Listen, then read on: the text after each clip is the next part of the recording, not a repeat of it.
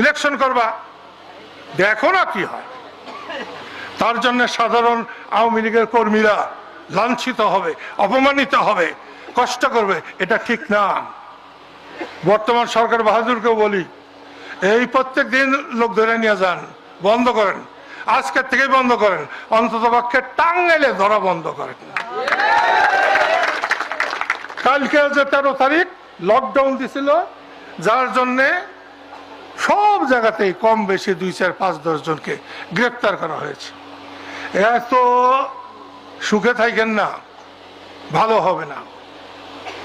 সেই জন্য বলছি, অযথা আর কোন লোককে আওয়ামী লীগ বলে ধরবেন না। দেশের পুরাটাই তো আওয়ামী লীগ। মৌলানা ভাসানীর আওয়ামী লীগ, বঙ্গবন্ধুর আওয়ামী লীগ, মুক্তিযুদ্ধের আওয়ামী লীগ, ওইটা কইবেন না। 2 দিন পরে কিন্তু আপনাদের অসুবিধা আছে।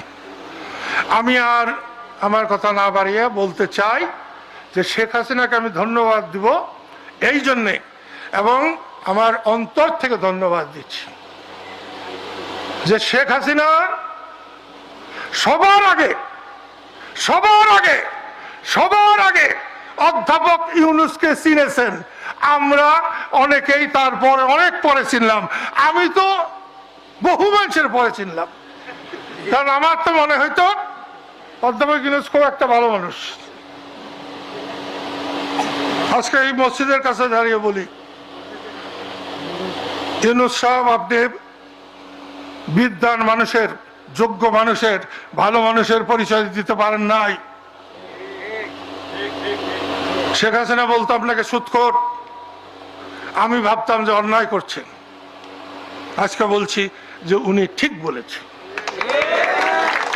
দেশের পাবলিক শেখ হাসিনার পরে চিনছে অধ্যাপক ইউনূসকে। সেই জন্য বলছি, আজকে 15 মাস বাদে 16 মাস হচ্ছে। এই 16 মাসে আমরা একটা যুদ্ধ করে একটা দল বানাইছি। আমাদের একদিনের জন্যও আমাদের সাথে কোনো কথা বলে নাই।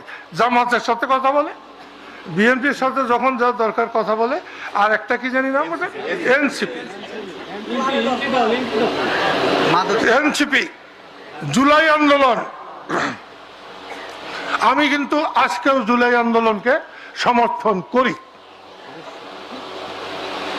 শেখ হাসিনা সরকারের পতন যারা ঘটিয়েছে, আমি আমার মন থেকে, সমস্ত হৃদয় থেকে তাদের আমি এখনো সমর্থন, কিন্তু তাদের পরবর্তী কাজ, তাদের পরের কাজ একটাও সমর্থন করতে পারি না।